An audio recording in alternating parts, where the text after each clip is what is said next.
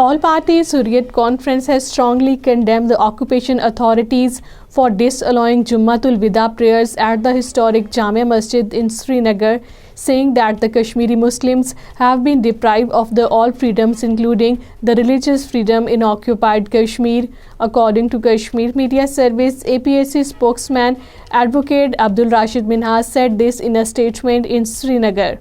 Indian Army has finally accepted that 3 civilians were tortured to death during interrogation by the troops in December last year in the Poonch district. According to Kashmir Media Service, the Indian Army came to conclusion after ordering a so-called investigation into the gruesome killings. Posters have surfaced in occupied Kashmir urging the people to refrain from selling their properties including land to non-Kashmiris to safeguard the future generations from the Hindutva, RSS, BJP anti-Kashmir agenda.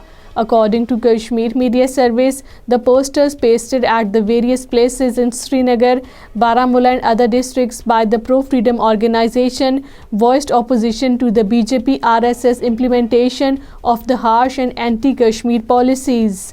National Conference President Dr. Farooq Abdullah has said that the people in occupied Kashmir are full of strong resentment against the BJP and its leaders as they are suffering the worst ever tyranny and oppression under the Saffron Party's rule.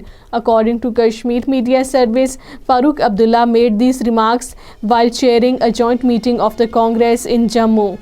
People's Democratic Party President Mehbooba Mufti has criticized Narendra Modi-led Indian government's claims of normalcy in occupied Kashmir, citing the closure of the historic Jamia Masjid on Jummatul Wida and putting senior APHC leader Mirwais Umar Farooq under house arrest. According to Kashmir Media Service, talking to media persons at the Dargah Hazrat Bal in Srinagar, Mehbooba Mufti expressed resentment over the closure of the historic Jamia Masjid and house arrest of the Mirwais Umar Farooq.